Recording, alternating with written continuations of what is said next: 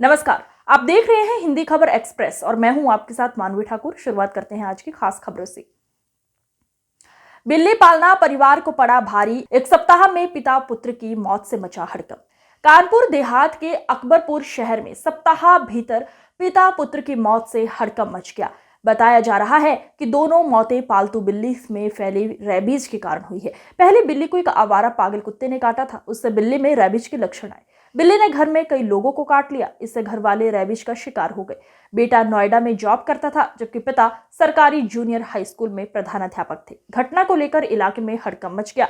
तब पड़ोसियों को ये डर सता रहा था कि कहीं वे लोग भी बिल्ली के संपर्क में तो नहीं आए। ऐसा तो नहीं है कि परिवार के किसी सदस्य में रैबिज के सिम्टम्स हो। इसी डर से पड़ोस में रहने वाले कई लोगों ने अपनी जांच भी कराई और जिस परिवार में 2 लोगों की मौत हुई, उनके पूरे परिवार को जांच के लिए कानपुर महानगर भेजा गया है।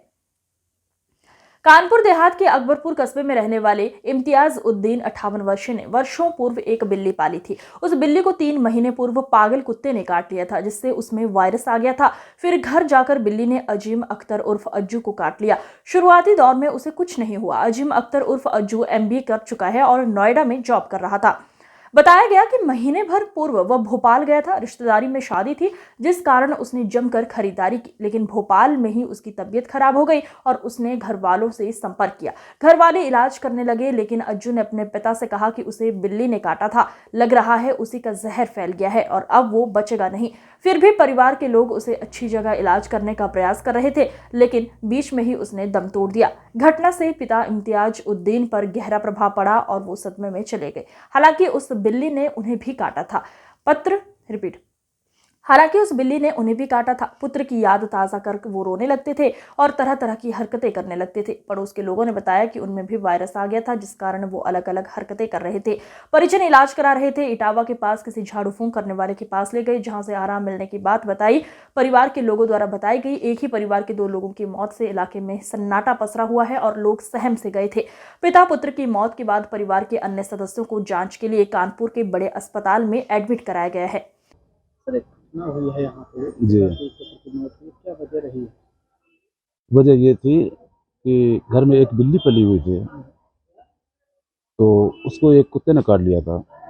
उसको रेबीज के उसमें सारे सिस्टम आ गए थे बिल्ली में, लेकिन ये लोग समझ नहीं पाए घर वाले, क्योंकि बहुत प्यारी बिल्ली थी उनकी। तो उसको दवा जख्म वगैरह पर लगाते थे। जब उसके रेबीज आ गया तो बच्चे ने पाली हुई थी, जिसका नाम अजीम था। 26 साल का था, लड़का 25 का। तो उसको जब काट लिया तो पहले तो उन्होंने ध्यान नहीं दिया कि तो हमारी घरेलू बिल्ली है, लेकिन उसका इलाज करते रहे। बाद में जब उसने सर्च किया तो लोगों ने कहा कि तुम्हें तो यार टीका लगवाना चाहिए था, तुम्हें ये रेबीज़ हो सकता है। तो जब उसने यूट्यूब में देखा तो उसको देखता गया तो वो बेचारा डर गया। और डरने में पता नहीं डर की वजह थी या क्या थी, तो उसके अंदर सारे गुण वही आ गए जो रेबीज़ में होते हैं, कि पानी से डरना और हवा से डरना, इस तरह से की हरकत करने लगा। शादी में पूरी फैमिली गई थी, तो वहाँ जाके चूँकि हवा लगी थी रास्ते में, तो शायद वो गुण उसमें कुछ ज़्यादा ही उस टाइम हावी हुआ, तो हालत उसकी ख़राब हुई। वहाँ भोपाल में जाके दिखाया तो डॉक्टर ने कहा इनको अपने घर पे ले जाइए। तो रास्ते में ला रहे तो रास्ते में उसने दम तोड़ दिया। शायद घबराहट थी, क्या थी।